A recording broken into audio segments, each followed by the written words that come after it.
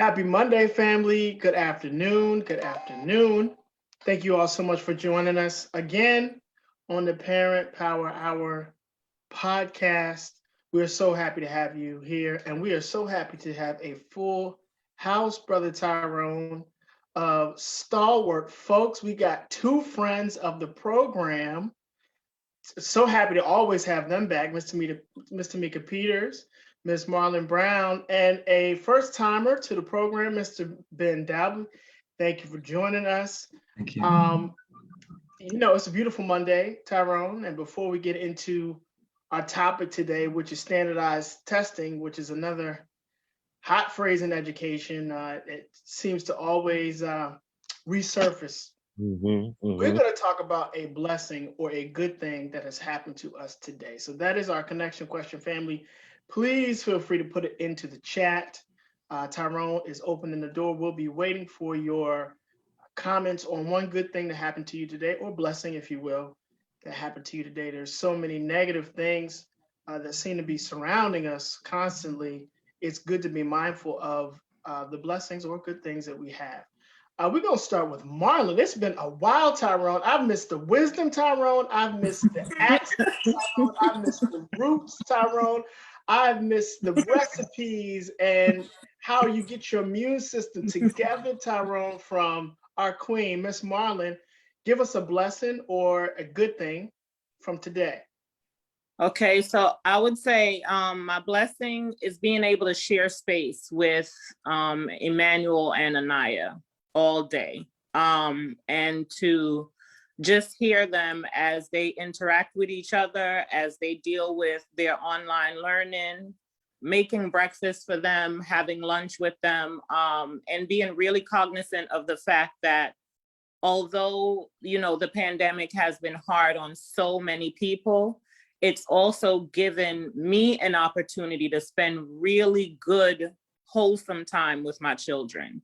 And being that Emmanuel is about to transition to college in August, having these few months, these uninterrupted months without all of the stressors outside, like he's still doing his online learning. It's just a blessing to me for them to have that time together and for us to have this time together before he leaves home to start his journey of higher education. So just really grateful to be blessed with those two energies and to share space with them daily. Beautiful. Thank you for sharing that, Miss Marlon Brown. And, Mr. Dalby, you may not know about our program. If you say something or someone says something that's really positive or affirming or touching, we do this little hand signal. It's nuggets of wisdom. Or Tyrone and I have been starting to pour the nuggets on. So already Marlon is starting off with a reflective pouring of nuggets. Miss Peters, ladies first and second. Miss Peters, how about you? Hello. A good blessing today, I will say, within my classroom is that I think today was one of the best days I had for attendance. And many of my students were participating in the story. So I always, try to big them up whenever they're doing something positive. So that was also a blessing. And I want to piggyback on what Marlon said, because when I listening to her, I had to start thinking like, I was able to, my niece, I pick her up in the morning. She works with me. She's in middle school. So I've been able to work closely with her and help her with her schooling. And today, as I was ear hustling, her teachers gave her a shout out about being one of the students that's always participating and turning in work. So it was really good to hear that live. So those are two blessings I had today. Right. Beautiful. We're kicking it off. Lovely. Mr. Dalby, what do you have for us, sir? Again, thank you for joining us. Thanks for having me. It's really nice to be here and be a part of this conversation. For me today, my really the beauty was being able to get outside with each one of my family members, my wife, and I got to go on a walk. I got to sit in the grass with my daughter and talk for a little bit, and I got outside with my son for just a few minutes, and the weather's getting a little bit warmer, so got to breathe some air outside with my family. Yeah. Thank you so much, Mrs. Dalby. Beautiful imagery. I know that's near to my heart, being outside in the earth. Queen Yeah. Marlon Brown as well. We're gonna save the best for last, which is Mr. Tyrone Barnwell. So for me, my blessing is quite simple. Being able to, the God woke me up. Hmm. I have, as our elders would say, full faculty of my mind and my body. So I'm so grateful Mm. most time for that. Mr. Tyrone Barnwell, Yes, sir. what do you have for us, sir? So for me, for today, I would definitely have to say the same thing. Being, woke up and, I guess I'm in my right mind as much as possible. But I just said this a little while ago before we had got started. I know we're talking about today, but it was super exciting for me because we have it. It's a few of my family members got together over the weekend and just hung out and went bowling. Although that's not today, that was a highlight. I'm still rejoicing in that today because it was good. I mean, literally just to be around family. I mean, as well as, beat a little bit of tail on bowling. But also it was just good to have the fellowship and the beer, just being around each other and a little bit. It was amazing. And I'm still taking on that joy today. Thank you. And we could certainly modify Brother Tyrone. If it's a blessing from yesterday and it carries over to today, we certainly accept that.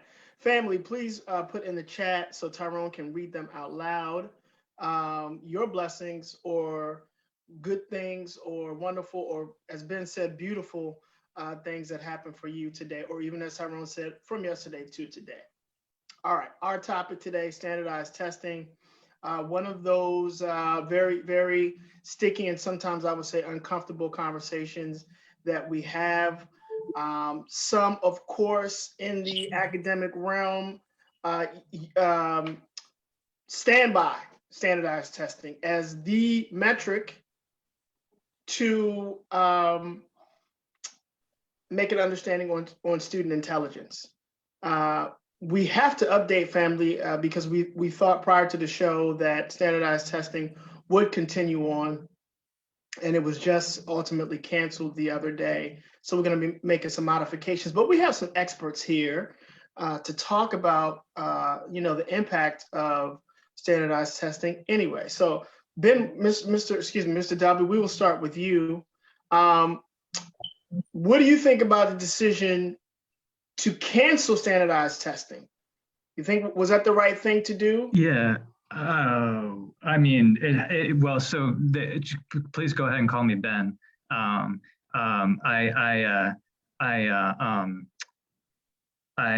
think that what they've done, the state board has delayed testing until the fall is what they're saying, and they're so I wish they had completely canceled it. And I saw in the Sun paper that there was one state board member who actually voted to cancel the tests entirely. And it's not going to be a surprise to anybody that it was a teacher who's on the state board who had that position. Because she said that these kids are already taking enough tests. We already give them a lot of diagnostic tests, and maybe we should just use those. So I think it was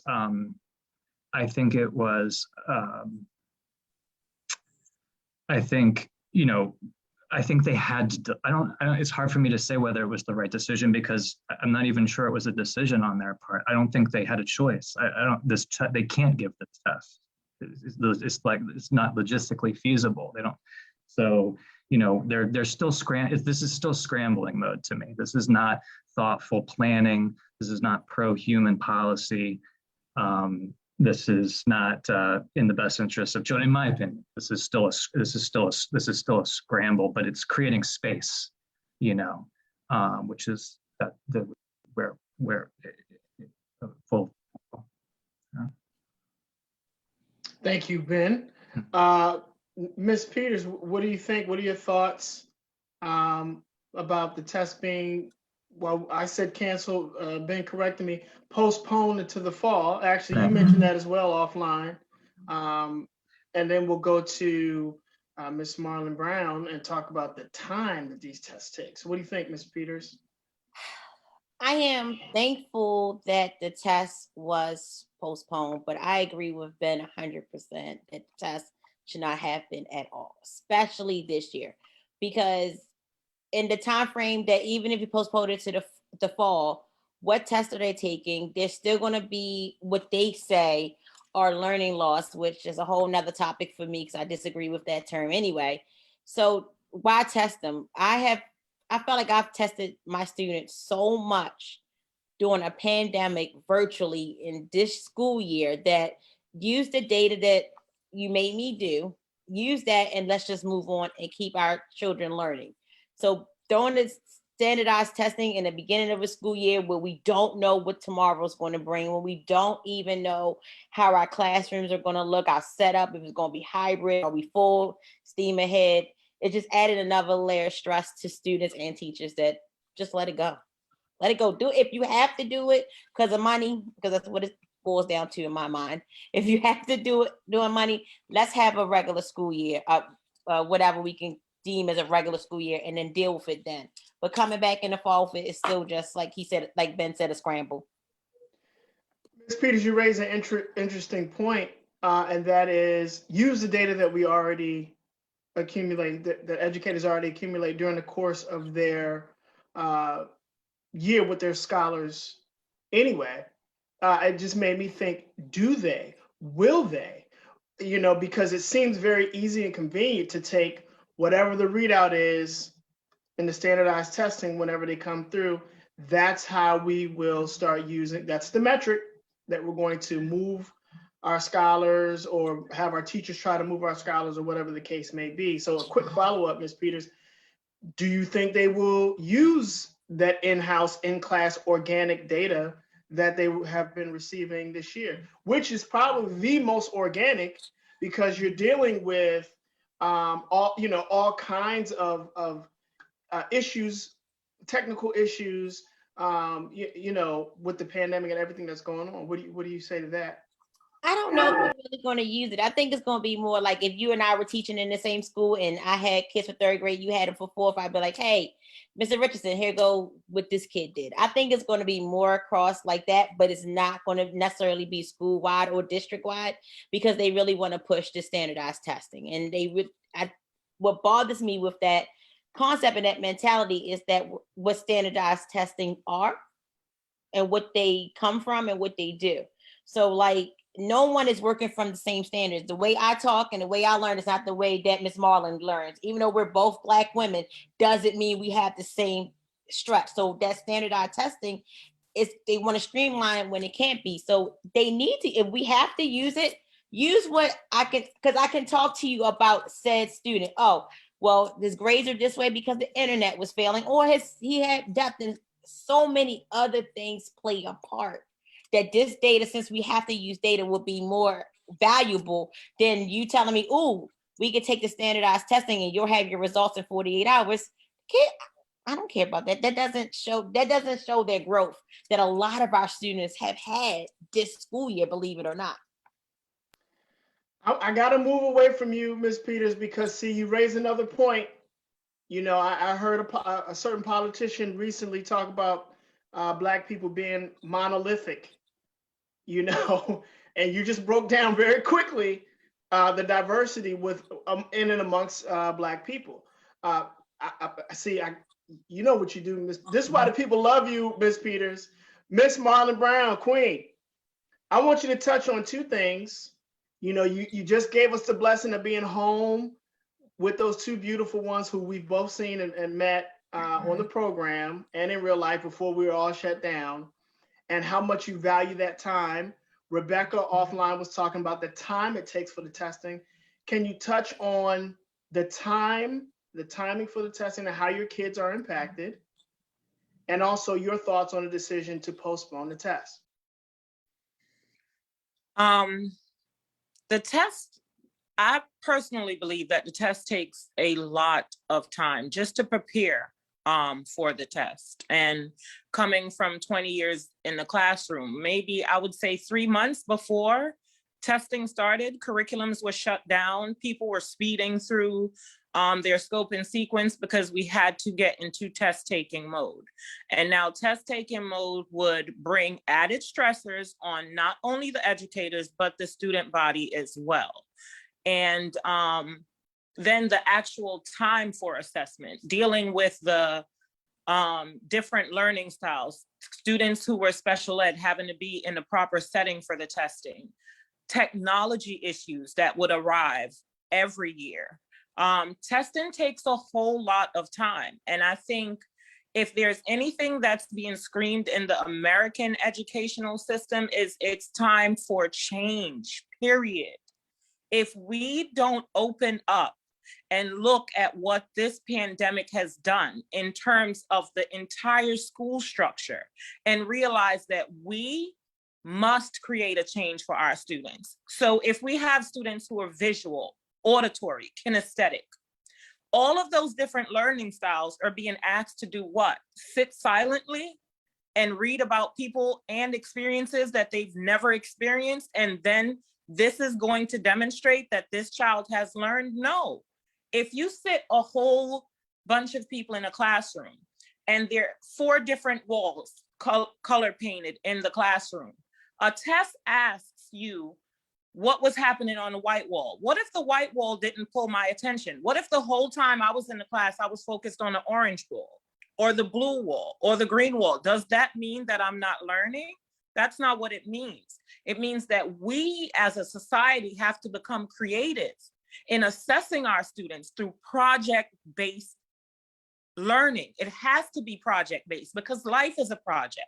Life is never the same when you wake up the next day. It's never the same. Yesterday is not going to be the same as today. Today will not be the same as tomorrow. How can we take these skills that our students are learning by learning to wash the dishes, learning how to do makeup, learning how to do crafts? There are different things that they're learning in all of those. Mathematics can be infused in that. Literature can be infused in that. Science and mathematics goes with cooking. And so as an entire society, we definitely need to take a good look at what it is that we're asking students to sit and show proof that they know how to do. They're learning in different ways, and shame on us for not assessing them in the right way. Well, folks, that's about all for today. Marlon has shut it down. Thank you very much. Thank you for joining us. Queen Marlon Brown, so good to have you back. Brother Tyrone. Yeah, before we collect offering and do the benediction, she came with the word. We do want to acknowledge our folks. As course, you know, always folks who join us: Twala, Barbara, Jody, Michael, Kamisha. Just wanted to name a couple, and then I want to read a couple of comments that came also. So going back to our check-in question today, good thing today was Amber said that she found some chocolate in the refrigerator. So a good thing for her today. And then Twala said she was able to get dinner ready before the show started today. Yay me. So that was really, really good. Michael says, I'm glad I got up this morning and I'm glad to volunteer with special education students. So that's amazing. You know, grateful for that, Michael, and that you're doing that. And so comments about testing. I don't think those tests should be taken at all and it just takes away time from teachers and students.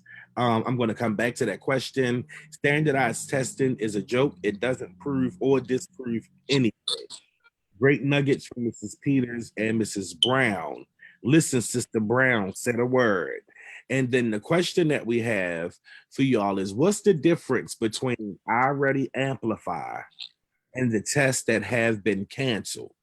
Are these tests considered standardized? Ms. Okay. Peters. Oh, sorry.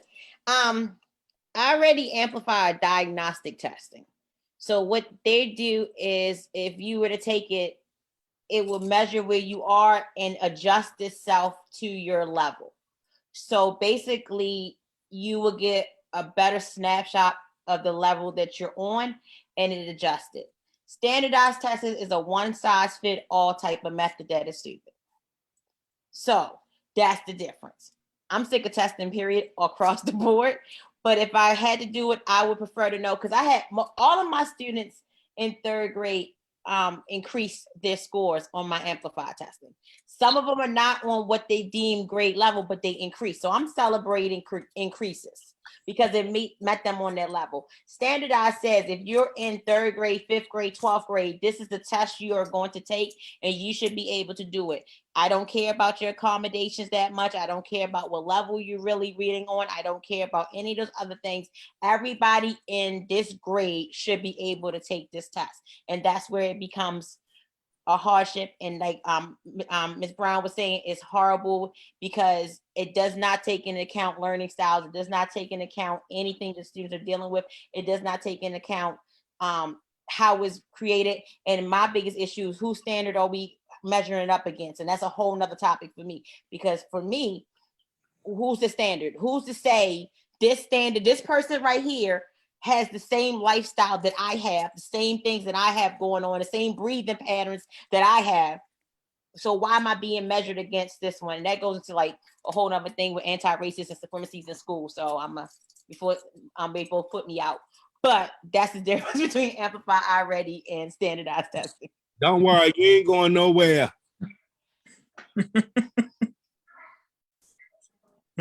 Tyrone, was there anything else?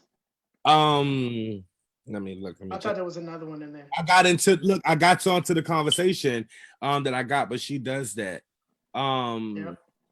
No, that's it. I will ask though that for those who have just joined, Paula, Kenda, and a couple other folks who have just come in, thank you for joining, y'all. Please tap the screen, share the live, comment any comments that you have, and ask any questions, but definitely share this live. And if you have questions about standardized testing or any other test, I mean, ask and look at the folks who we, have up here. Like, get your questions in. I think people are just sitting enjoying the nuggets, and that's what's going on. Hey, Jessica Fauntleroy. So back to you, bro. I'll go back to you. And Sure thing. Thank you, family, for joining us. Twyla, second. My daughter has a question for you guys. I have a question. So about standardized testing, I personally think it's not about what you learn, it's about the way you learn it. So yes, I don't know if that's a question or a statement. No, that was a statement, young queen. Like that was a nugget statement. That was not a question. Yeah. Thank you. You're right, and that's Tyrone. We talk about maybe we don't talk about it enough, but the vantage point of the student, the scholar, the person that's being subjected to the test. We really need to hear from them more. So I think that's our next challenge with TDP. Ben, I wanted to ask you. How were the standardized tests expected to work virtually? I mean, how was that supposed to happen? It wasn't. It wasn't. Yeah, I mean, it really wasn't. They just say things, I mean, and then it's supposed to be true. I don't know what else to say. Right. Absolutely. And I think it's also to go back to Ms. Peters' point about the about the diagnostic and what we were speaking on earlier about whether these results are going to be used. I mean, the state tests are not designed to be used. The state tests are not to be designed to be used for individual student progress. You don't even get the results back until the next school year.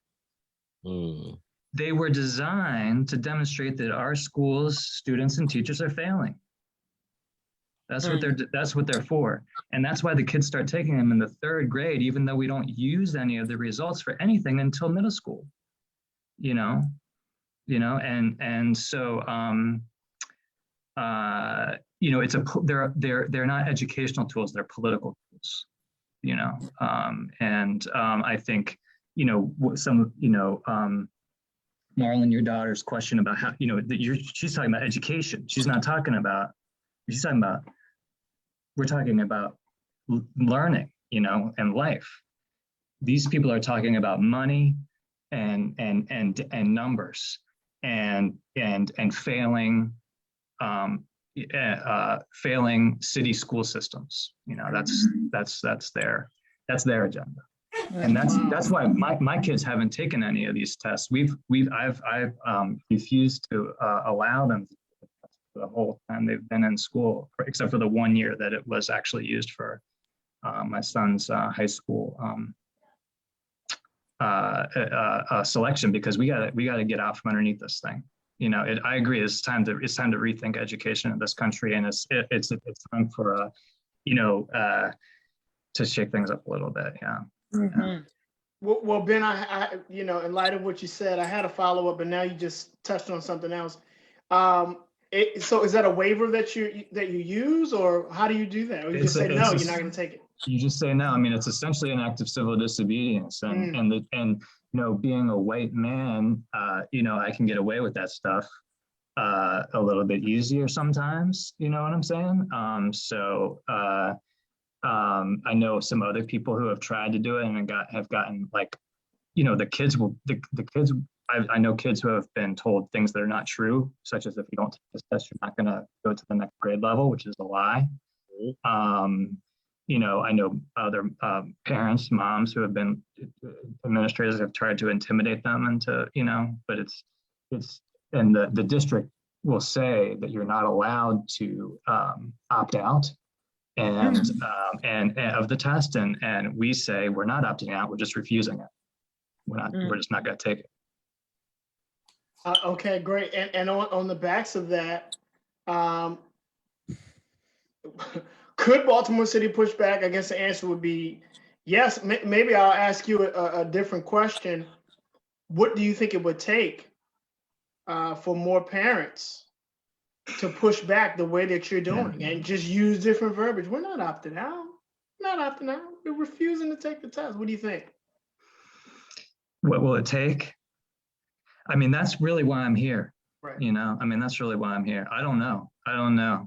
I mean, it's not nothing, it's like, there's so much fear, and people are coming at it from so many different places, but I think that Marlon is right, that there's a time right now, right? And where, but I honestly don't know. I would be keen to hear what other people have to say about that question. Thank you, I Ben. think what it will take is for things like what we're doing. Some people don't know that they have a right to say no. We've been taught as a society to just say yes, even when it's uncomfortable in every part of our being. So the fact that you just let us know that we can say no, and then others have heard that today, that's what it takes. That's how it starts. It only takes one. And then others know that if they're uncomfortable with their children being a part of that type of practice, especially at a time like today, that they can tell them no. Yeah, I know I've read about that, but I've never heard or talked to anyone who has done that. So right there, Ben, I think you just started a movement that you might not even realize you did, or you were intentionally doing it, which I love as well. And that's what we need to hear, that it can be done. And look at you, they said your son did it that one time for high school, but your children are thriving there in school and everything else. So that fear factor, but to know that that is an option, that's how we have to do this, because we have to be in charge of our education. And like, for me, the fact that we're still trying to do business as usual throughout this whole year has really just put a disheartening feeling in my system, that we had a clean slate to do things differently and try differently and actually reach our students and our communities, and we didn't. So thank you for that nugget. Beautiful. Thank you. And if I could just say, I've been crushed by Baltimore City Public Schools handling of this situation, and that's part of why I wanted to be a part of this conversation today. So what you just said, Ms. Peters, I appreciate it, and that's what I'm here to hear. So thank you. This is beautiful. More and more. Ms. Peters, if I could follow up with you, you're there on the front lines, if you will. How, and I mean, obviously too, what Ben said, that the tests really weren't going to work in the classroom. how did they frame these tests to work when they were rolling them out just before they canceled them? What did they say? What was the the protocol? What was the instruction? How were they planning on doing them? So we still have to take these standardized tests. We'll give you more details later. That's how I got it. Cut and dry, just like that. And I was more like, how does this work? And then it came out that only your students that were in person, because you had the, parents had the option of in person or staying in virtual. Only your students that were in person had to take the test. So how does this work? Then they came around and said, oh, they're figuring out a way to make it for everybody. Then the question becomes, we know many parents are helping their students, which I love. But we also know many parents are doing the work for our students, especially on the elementary level, which I pick my battles. Hey, you're there, you're trying, you're learning as well. So how does that make that work? And then they put in the fact that, it's not going to be used for anything. It's not going to go towards your SLOs. It's not going to go towards your evaluation. Bull, it is. Somebody's going to watch this data, and then it's going to get tied to, well, Miss Peters didn't do anything this school year. Why are her kids failing so bad? We need to put, that's what it felt like to me. And through the back channels of listening and going to leadership meetings and stuff, I was able to find out about it. But there was no rollout. There was nothing on paper as yet saying how it was going to work, how we were going to do it. It was more like, I'm telling you, this is how it was going to go. The hypocrisy, Miss Peters, Miss Brown, Queen Brown, is that when I was in the classroom, the standardized test was all the rage. But they would say to you, but don't teach to the test. You remember that? Remember they used to say that? Don't teach to the test, which people such as yourself and myself would have never thought about that anyway. But that's the kind of pressure they placed on the classroom teacher. That if your children, if your scholars don't meet these marks, you're going to lose your job. So, most people logically might say, well, I'm not going to rely on the children to understand, interpret, and master the test. I'm going to get as much information from the test to give to them, to prepare them as much as they can, so I can save my job. Because the tests don't really matter anyway. So it's such hypocrisy wrapped up, in this whole, it's an industry. It's a machine. It's so much nonsense wrapped up in this industry. Go ahead, Ms. Peters. And it's capitalist. It's capitalism too, or another thing.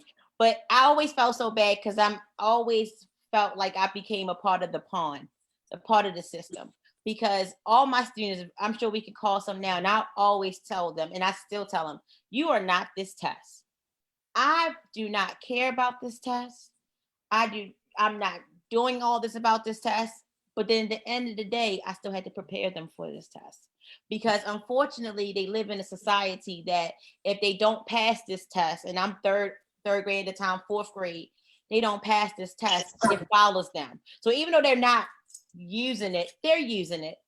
And it's going to go against my student, not because they couldn't take it, it's because I didn't prepare them to take this test. And I've always struggled with that in teaching, because it's like, I hate it and I don't want you, but I can't have you go out looking like this anyway without it. So it's one of those, like you said, those dilemmas, that yin and yang, that internal fight I always have with myself with it, because it's so disheartening that we even have to be, I'm in this machine, I'm part of the machine, I'm trying to fight the machine, but like Ms. Brown said, those 3 months that we're preparing, I'm preparing them to take this test so they can at least look halfway decent, so I can look halfway decent as well. I think as an educator, when I first started teaching, I was in Brooklyn, New York, and standardized tests was the rave. Okay, we had to do everything to make sure that the students did well. But I think I'm grateful to the universe and to the ancestors that I just love people.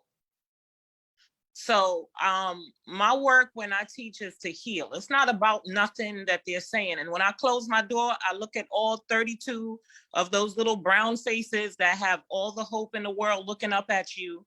And they're waiting for you to drop some knowledge so that they can take what you have and make sense of this crazy world. And so what I tell them is that you're endless. Your knowledge is endless. You came here bright already. You already know this. So just because they're going to assess you about some rugby or some polo that none of you kids in New York have ever played, but let's see if you're going to draw a conclusion because you have a North Face on and you're walking down the block and it's a whole bunch of people that look like something might pop off. Let's infer a meaning. What would you decide to do? And so they're going to say, well, Miss Brown, I need to cross the street because it's about to go down. Oh, thank you for drawing a conclusion and for using your prior knowledge. I let my babies know you already know this. You were born knowing this. So here's how they're going to present it to you. But let me make sure that you know that you're bright beyond this test. And when we treat our students like that and give them that hierarchy of love, it's nothing that they could throw at your babies that they can't pass. And it's not about any skill. It's about the fact that we're replenishing and letting them know you were already born with an abundance of knowledge. And don't you ever let a test tell you that you weren't. I don't care what the score says. And as a result of those type of conversations, then you have 85, 95% of them gaining because love has been sprinkled into them. And that's what we do. We love our children into learning. It's not about no test. Yes. Can I feedback me? I need to be back on with her again. I love this.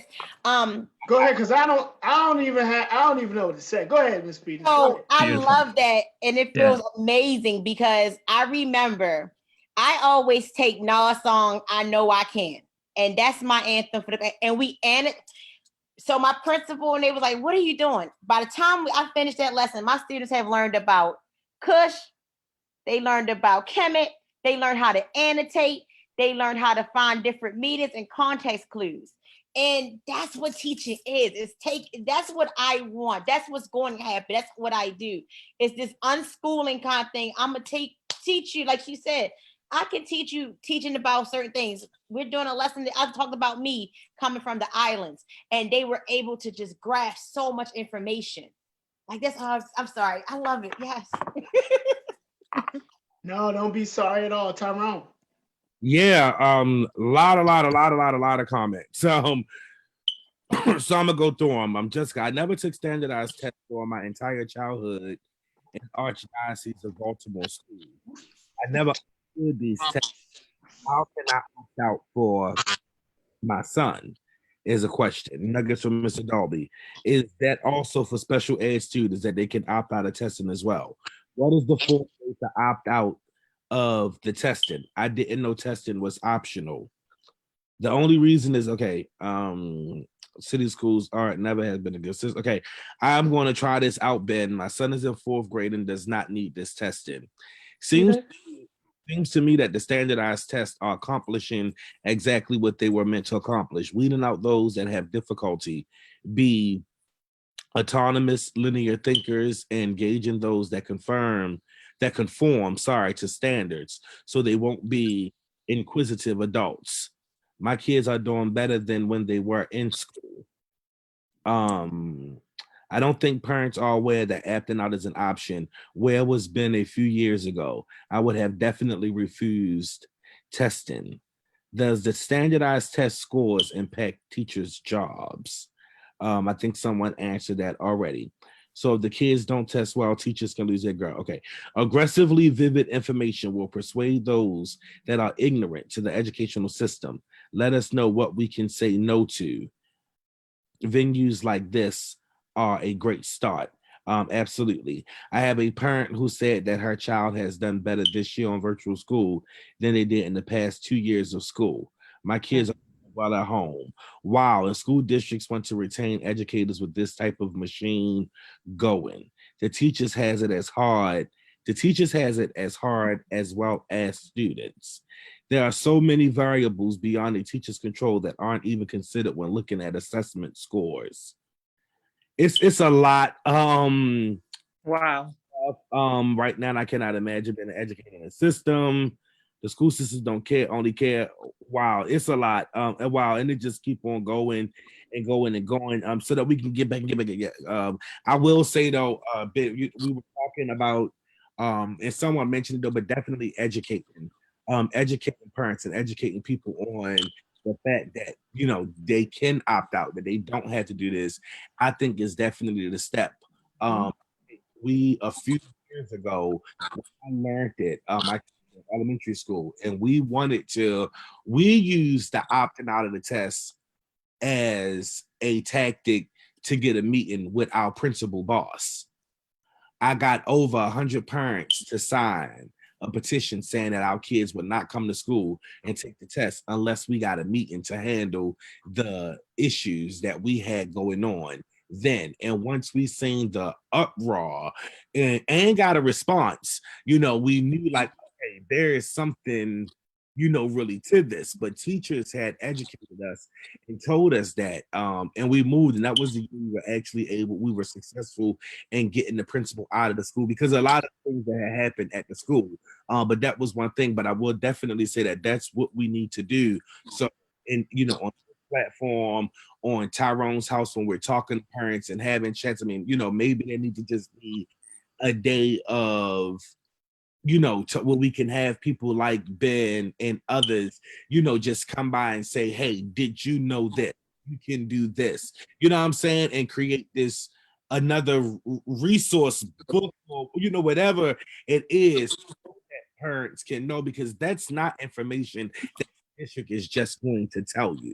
I mean, it's not information that other advocates are just going to tell you because they're pushing for their own reasons and their own money and stuff like that. But the power that parents really have, and if we learn it all and tap into it all, what a way to change this system.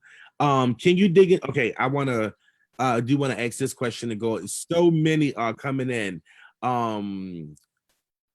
And that's how the revolution starts. Wow. Can you televised process legal letter you have to send? Why do principals push for testing? Are they evaluated based on those tests? Tyrone, can you read that again? You cut off in the beginning. Oh, I'm sorry. Can you dig into the process of refusing? Isn't there a legal letter you have to send?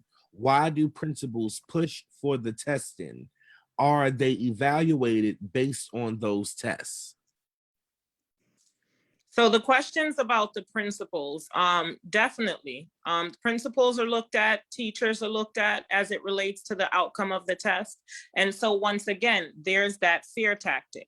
If I don't shut my curriculum down and not teach kids what they should be learning about life as a whole, and now force this test down their throats, and if I'm talking to you out of fear, you're receiving the fear that I'm teaching.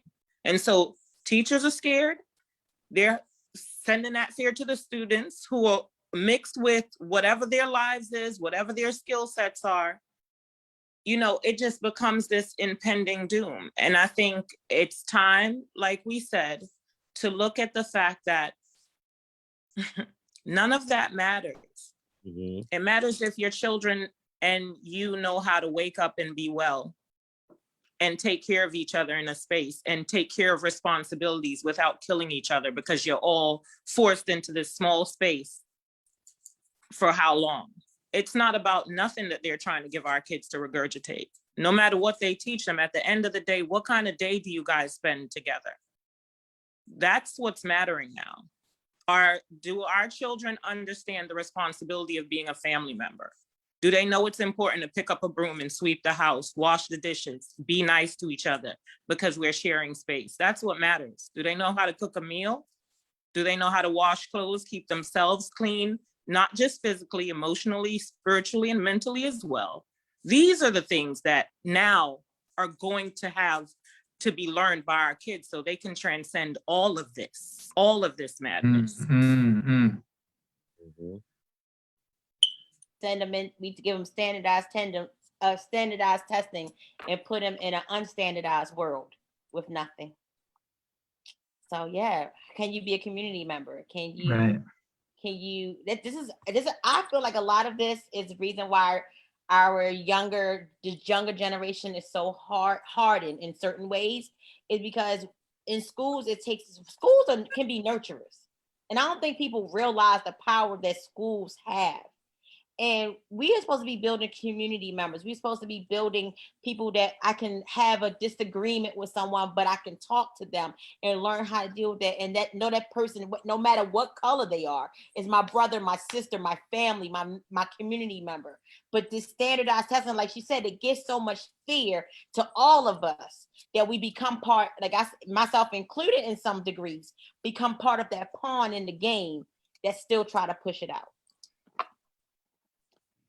Ben, I wanted to make sure that the question that the audience member asked about the waiver. I know, Ben, you said you didn't fill out a waiver, but what was the approach again? Can you? So yeah, I did send a letter, and there's no, I mean, just to be clear, again, there is no provision within Maryland law that says that you can opt out of the test.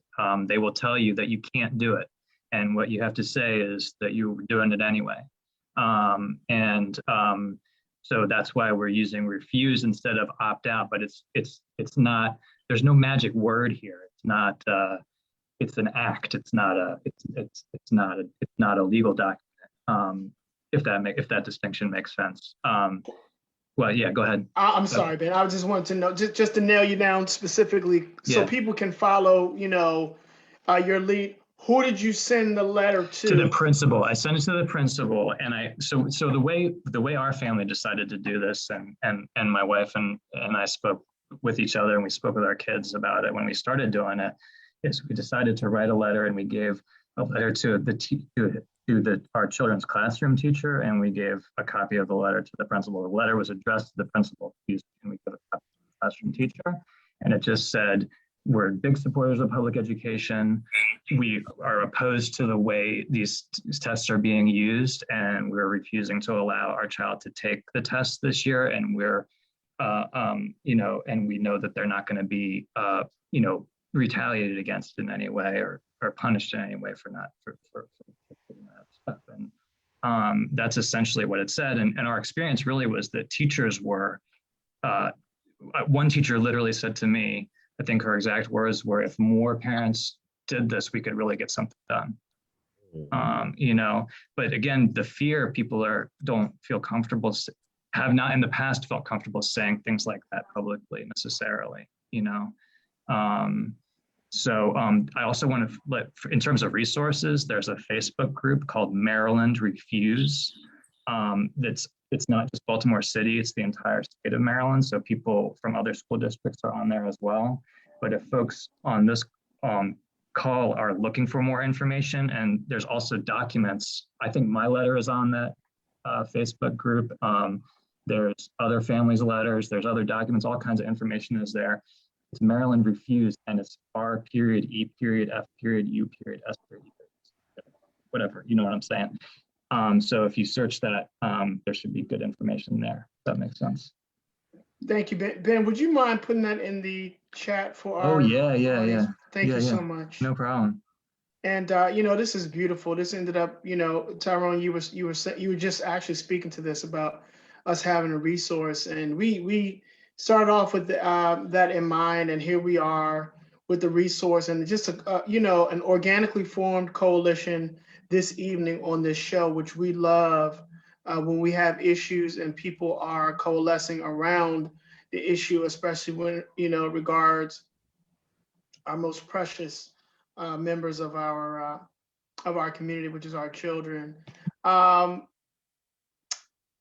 Queen Marlon Brown, we have 3 minutes left in the show.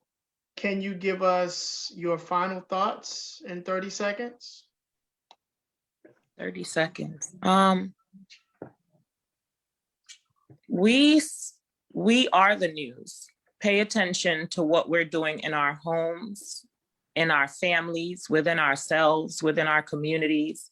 Pay attention to the fact that your child is how many inches taller than they were last year this time. Pay attention to the sun in the morning, the moon at night. connect with each other.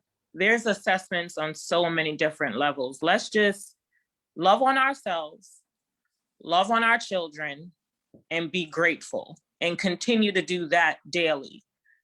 The rest of all their noise, we already just started something so powerful here tonight in this conversation, because someone said, I said no. And look at the response to just saying no. It's just time to start saying no to anything that feels uncomfortable vibrationally, emotionally, spiritually, to you, to your children, and to your communities. And we got this. Let's do it. Queen Marlon Brown, thank you. Ms. Peters, final thoughts. Wow, Ben, again, thank you for that nugget, because like she said, you have started something and I'm going to be there to help you get this done. Like, we're going to get this done. And same thing, just know that your babies are learning. Please stop thinking that they're not. They are. Your teachers care, we care, but at the end of the day, the only person you can worry about is you and yours. So just know that with the right outlook in life, be mindful of the stressors you're giving to yourself and your kids. They don't need it. Trust me.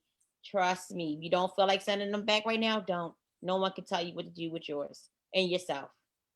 Just know that. Thank you, Ms. Peters. Ben, final thoughts? I just want to thank you for inviting me, and it's been a real joy to be a part of this conversation. I just wanted folks to think about, we heard the way Ms. Peters and Ms. Brown talked about the way they work with kids, right? And the way that has to get turned off when the testing season starts, which takes about 3 months. Don't fall for this noise about this. It only takes 1 hour. This only takes an hour and a half. That's all. None of that is true. But just imagine if, when we say no and we shut this down, we open up the space so that the beautiful engagement and relationship building and life living that you're doing with these kids can continue. It doesn't have to get turned off, right? The test that we get out from underneath this test, it opens up so many possibilities. We have to get out from underneath it. So I'm with you. Brother Tyrone. Yeah, thank y'all. As always, Ben, thank you so much. We was gonna get you because you came ready last week. You were here and ready to go on last week. Marlon, Tamika, as always, you share knowledge. Our guests always enjoy you. Talk about nuggets. Both of y'all. Sister Jessica Fauntleroy, thank you for joining. I love y'all. Know it makes me super excited when I see people in the comments connecting with each other and helping each other out. And so we have that going on now. We got Jessica, who is like, thank you, Ben. We'll definitely be doing this and letting all my friends know that didn't know that they could. I don't mind being defiant and telling the district, no way, I'm in charge of my own kids, not them. So, when I see parents putting that out there and in the space for other parents to see. And then I know Jessica is going to go and talk to other parents also. Like, this is where it starts. This is where these kind of movements started and push. So I'm super grateful for that. Yes, I just want my kids to become well-adjusted, contributing members of society. They don't need tests for that. You are absolutely right about that, Michael. And yes, y'all, as always, catch us on Thursdays. I know we are talking this Thursday about the family engagement policy. And we will do that, but for some reason, Jessica and some of you other parents are here. I want to kind of maybe carry this conversation over, a little bit. I'm going to do some research in terms of what parents may need to know, just and look up the Maryland refuse thing and stuff like that, just to kind of go back on it, because it really got people interested. So again, thank you. We running over. I'm going to shut my lips, but I'll catch y'all Thursday and next Monday. Thank everybody. Thank everyone at home for watching too. Join us next. Thank you, family, so much. We'll see you Thursday at Tyrone's house. Ben, Tamika, of course, Queen Marlon Brown, you are all invited. We'd love to have you. As I am quiet and Tyrone is helming that show. Family, thank you for joining us. Thank you for all your comments and questions. Be blessed. And, you know, Marlon said it best. Pay attention. See y'all next time. I don't know if we're quiet, y'all, but you know, that's what he say.